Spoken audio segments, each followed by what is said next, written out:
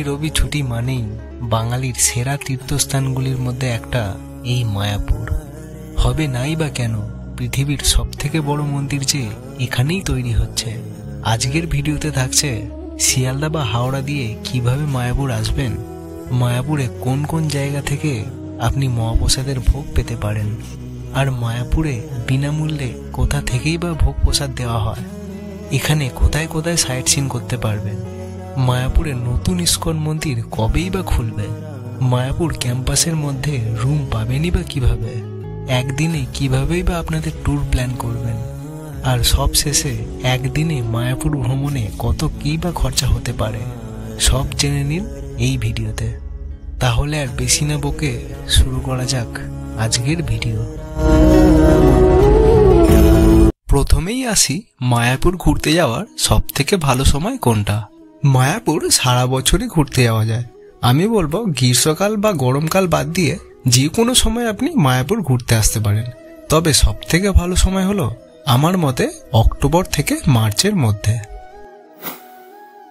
এবার আসি মায়াপুর যাবেন কিভাবে। শিয়ালদা এবং হাওড়া দিয়েই আপনি মায়াপুর যেতে পারেন। প্রথমেই আসি শিয়ালদা দিয়ে কিভাবে মায়াপুর যাবেন। শিয়ালদা থেকে মায়াপুর যেতে হলে আপনাকে যেতে হবে কৃষ্ণনগর জংশন। শিয়ালদা থেকে কৃষ্ণনগরের ভাড়া পড়বে 40 টাকা রিটার্ন, আর সময় লাগবে কম বেশি 2.5 ঘন্টা মতো। সকাল 6:10 ট্রেনটাও আপনারা ধরতে পারেন, সেটা খুবই ভালো হবে। এবার কৃষ্ণনগর স্টেশন থেকে সোজা টোটো ধরে চলে যান সরবগঞ্জ হুলোর ঘাট। এবার নৌকা করে ঘাট পার করে নিন। নৌকা ভাড়া পড়বে 3 টাকা। এবার ওপার হয়েই মায়াপুর মন্দিরের দূরত্ব পড়বে মাত্র 10 থেকে 15 মিনিট হাঁটা পথে। প্রবলেম হলে টোটোও করে নিতে পারেন। এবার আসি হাওড়া থেকে কিভাবে যাবেন। হাওড়া থেকে ভোর 5:38 হাওড়া কাটোয়া লোকাল ছাড়ে। এবার আপনাকে নামতে হবে নগরদ্বীপ স্টেশন বা বিষ্ণুপ্রিয়া স্টেশন। হাওড়া থেকে বিষ্ণুপ্রিয়া রিটার্ন ভাড়া পড়বে 60 টাকা। নগরদ্বীপ বা বিষ্ণুপ্রিয়াতে নেমে টোটো নিয়ে সোজা চলে যান মায়াপুর যাওয়ার ফেরিঘাটে। ভাড়া পড়বে 20 টাকা। এটা হলো মায়াপুর যাওয়ার ফেরিঘাট। নৌকায় গেলে ভাড়া পড়বে 5 টাকা, আর লঞ্চে করে গেলে ভাড়া পড়বে 10 টাকা।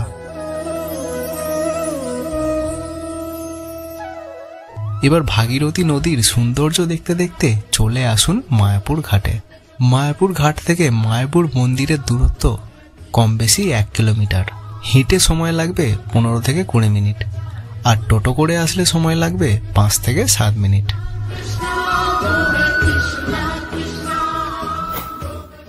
এবার মায়াপুর পৌঁছে সবার প্রথমে কাজ হবে খাবারের কুপন কেটে নেওয়া। কিন্তু আমরা সেদিন মায়াপুর পৌঁছেই ছিলাম সকাল 11:15টার সময়। আগের ট্রেনটা মিস করার ফলে কুপন নিতে আমাদের এত খাটনি করতে হয়েছিল যে আর কিছু বলারও নেই। আর মায়াপুর মন্দিরের ভেতরে এত লাইন দেখে আমরা সোজা গেলাম গদা ভবনের উদ্দেশ্যে। সেখানকার রিসেপশন থেকেই টিকিট পাওয়া যায়, কিন্তু শেষ পর্যন্ত দেখা যাক কুপন পাই কিনা। মায়াপুর পুলিশ স্টেশনের পাশেই 2 নম্বর গেট দিয়ে সোজা চলে যেতে পারবেন গদা ভবন। একদম 2 নম্বর গেট দিয়ে ঢুকেই বাঁ দিকেই পড়বে গদা ভবন। ওদিকে কুপনের যা লাইন, আমরা তো এদিকে গদা ভবনে এলাম, দেখি এখানে কত কি লাইন আছে। এলে তো খাবো অবশ্যই। সিনেমার মতো সব গল্পের শেষ ভালো হয় না, সেদিন আমাদের সাথে এটাই হয়েছিল। গদা ভবন আর গীতা ভবন সবারই টিকিট শেষ। এবার মনে হচ্ছে বাইরেই খাওয়া দাওয়া করতে হবে, কারণ এখানে যে কটা ভবন আছে প্রায় সবারই টিকিট শেষ। আপনারা যারা আসবেন সকাল সকাল আসবেন। আর মেনলি দুপুরবেলা মহাপ্রসাদ পাওয়া যায় গদা ভবন থেকে, গীতা ভবন থেকে, নামহট্ট ভবন থেকে, আর সুলভ ভোজনালয় থেকে। এই জায়গাগুলো থেকে আপনি মহাপ্রসাদের কুপন কাটতে পারেন। গদা ভবনের প্রসাদের জন্য মূল্য পড়বে 80 টাকা। গীতা ভবনের প্রসাদের জন্য টিকিট মূল্য পড়বে 60 টাকা। নামহট্ট ভবনের জন্য টিকিট মূল্য পড়বে 50 টাকা। আর সুলভ ভোজনালয় থেকে টিকিট মূল্য পড়বে 40 টাকা। আর এই টিকিট পাবেন মায়াপুরের মন্দিরে ঢুকতেই দেখবেন প্রসাদের কাউন্টার থাকবে। যেই ভবন থেকে কুপন কাটবেন সেই ভবনের কাউন্টার থেকেই কুপন পেয়ে যাবেন। মোটামুটি 12টা-1টা থেকে খাওয়া দাওয়া শুরু হয়ে যায়। সেই ভবনে গিয়েই আপনাকে প্রসাদ গ্রহণ করতে হবে। আর যদি ফ্রিতে প্রসাদ খেতে যান তাহলে অন্নদান কমপ্লেক্সে 4 বেলা ফ্রিতে প্রসাদ দেওয়া হয়। সেখান থেকেও আপনাদের দুপুরের খাবারটা সেরে রাখতে পারেন। এই অন্নদান কমপ্লেক্সটি গোশালার যাওয়ার পথেই পড়বে। তাও আমি গুগল ম্যাপের লিঙ্ক ভিডিও ডিসক্রিপশন বক্সে দিয়ে রাখলাম। আপনি যে ভবন থেকে কুপন কাটুন না কেন, চেষ্টা করবেন 10টার মধ্যে কুপন নিয়ে নেওয়ার, বিশেষ করে ছুটির দিনগুলোতে। না হলে কিন্তু আমাদের মতোই খালি হাতে আপনাকে আসতে হবে। এবার আমাদের আপনাদের খাবারের কুপন কাটা কমপ্লিট। এবার মন্দিরের আশেপাশে সাইট সিন করতে বেরিয়ে পড়ুন। মন্দিরের পাশেই অনেক টোটো পেয়ে যাবেন সাইট সিন করার জন্য।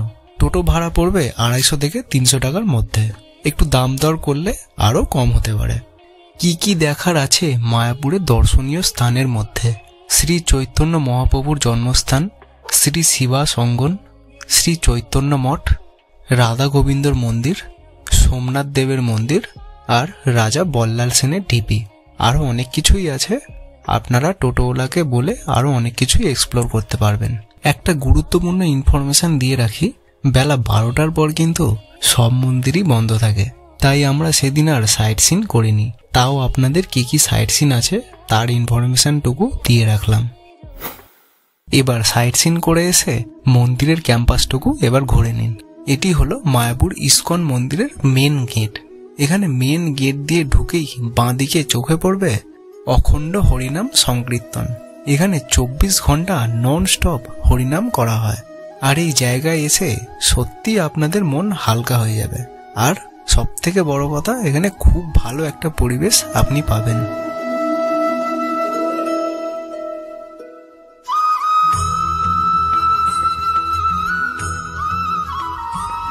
আর এখানে মন্দিরের আরতির টাইমিংও দেয়া আছে, সেটাও দেখে নিতে পারেন।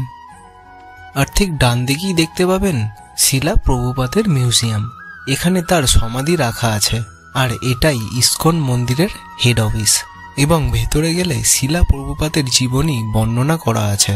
প্রবেশ করতে লাগে 15 টাকা, সেটা আপনাকে ভেতরে গিয়েই কাটতে হবে। ভেতরে মোবাইল বা ক্যামেরা অ্যালাউ নেই, আপনাকে ওদের কাউন্টারে জমা রেখে তবে যেতে পারবেন।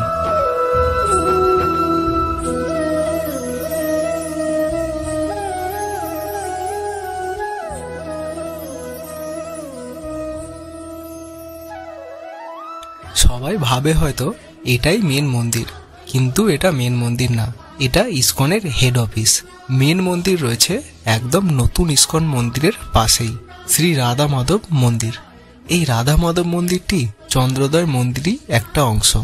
ভেতরে গেলে দেখতে পাবেন রাধা মাধব ভগবানের বিগ্রহ। এই মন্দিরের ভেতরেই পূজা অর্চনা হয়, এখানেই নাচ গান হয়, এখানেই হরিনাম জপ করা হয়। দুপুর 1টায় এই মন্দির বন্ধ হয়ে যায়, আবার বিকাল 4টেয় আবার খোলা হয়। ভেতরে ক্যামেরা বা মোবাইল অ্যালাউ নেই, আপনাকে ওদের কাউন্টারে জমা রেখে যেতে হবে। মেন মন্দিরের পাশেই রয়েছে এই রকম সুন্দর পার্ক। এখানে দুপুরের ভোজন সেরে এখানে কিছুটা সময় আপনারা রেস্টও নিয়ে নিতে পারেন, যতক্ষণ না মন্দির আবার ওপেন হচ্ছে।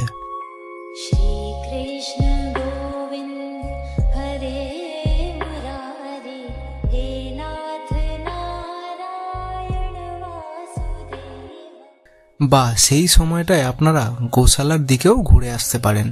এবার আমাদের সেখানেই গন্তব্য। সামনে যেতেই দেখলাম এত কিসের লাইন, ভেতরে ঢুকে দেখলাম এটি গোশালা ঢোকার লাইন। জানুয়ারি মাসের ছুটির দিনে এত ভিড় থাকবে সে তো স্বাভাবিক। গোশালার এখানে কাউন্টারে আপনি পিওর দুধের ঘি, দই, ক্ষীর, লস্যি পেয়ে যাবেন। কত টাকা করে মূল্য তা স্ক্রিনে আমি দিয়ে দিলাম। এবার আমরা চলে গেলাম গোশালার ভেতরে। এখানে বলা হয় প্রায় 200রও বেশি গরু রয়েছে।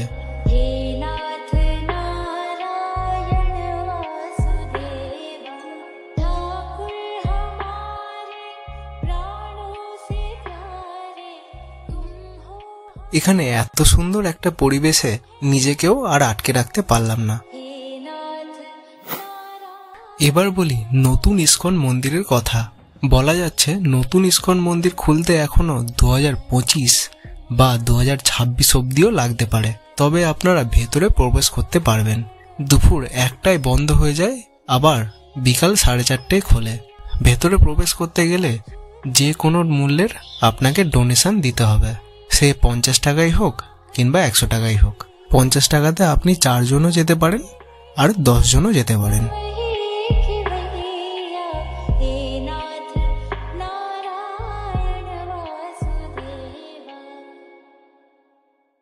সময় তখন বিকাল 4:15। এবার বাড়ি ফেরার পালা। বাড়ির জন্য এখানকার প্রসাদ নিয়ে নিলাম। 50 টাকাও পেয়ে যাবেন, 60 টাকারও আছে আর 100 টাকারও আছে। আপনারা যে কোনো মূল্যের প্রসাদ এখান থেকে বাড়ির জন্য নিয়ে যেতে পারেন। এবার কিছু ইনফরমেশন আপনাদের সাথে শেয়ার করি। আপনারা যদি মায়াপুরে 1 দিন কি 2 দিন থাকতে চান তাহলে বেস্ট অপশন হলো মায়াপুর ক্যাম্পাসের ভেতরে থাকা। মায়াপুর ক্যাম্পাসের ভেতরে রুম বুক করতে গেলে আপনাকে visitmayapur.com এই ওয়েবসাইটে আপনাকে রুম বুক করতে পারবেন। 300 টাকা থেকে 10,000 টাকার অবধিও আপনি এখানে রুম পাবেন, কিন্তু চেষ্টা করবেন 1 মাস কি 2 মাস আগে রুম বুক করে নেওয়ার, না হলে এখানে অফলাইনে রুম পাওয়া বেশ কষ্টের। আর এখানকার ভবনগুলির নাম্বারও দিয়ে দিলাম, আপনারা ফোন করেও বুক করতে পারেন। আর মন্দির ক্যাম্পাসে ভেতরে রুম না পেলে আপনি বাইরেও অনেক রুম আর হোটেল পেয়ে যাবেন। 500 কিংবা 700 টাকার ভেতরে আপনি ভালো রুম বাইরেও পেয়ে যাবেন, কিন্তু রেকমেন্ড করব আপনি মায়াপুর ক্যাম্পাসের ভেতরেই রুম নিতে।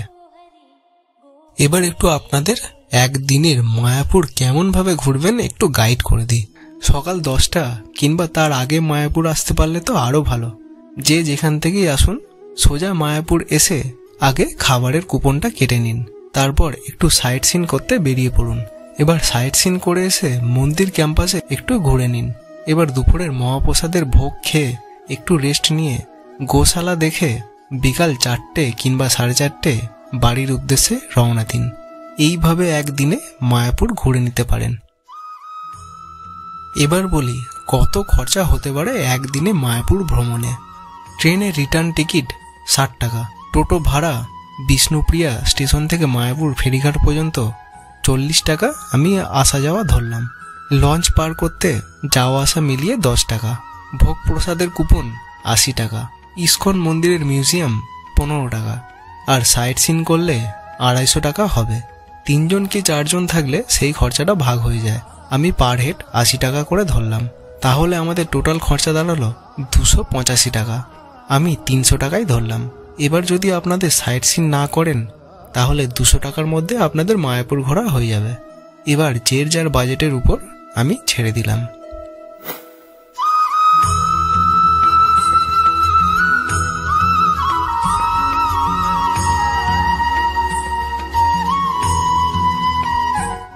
এবার আমাদের বাড়ি ফেরার পালা। বিকালে সুন্দর ভাগীরথী নদী দেখতে দেখতে আমরা বিষ্ণুপ্রিয়া স্টেশনে এসে বাড়ির উদ্দেশ্যে রওনা দিলাম। যেখান থেকে এই যাত্রা শুরু করেছিলাম সেখানেই শেষ করলাম। পরের গন্তব্য নিয়ে আসছি দ্বিতীয় তারাপীঠ নামে পরিচিত এই জায়গা। সাবস্ক্রাইব না করে থাকলে সাবস্ক্রাইব করে রাখুন, না হলে কিন্তু অনেক কিছুই মিস করে যাবেন পরের পর্বে। খুব তাড়াতাড়ি দেখা হচ্ছে সেই ভিডিও নিয়ে।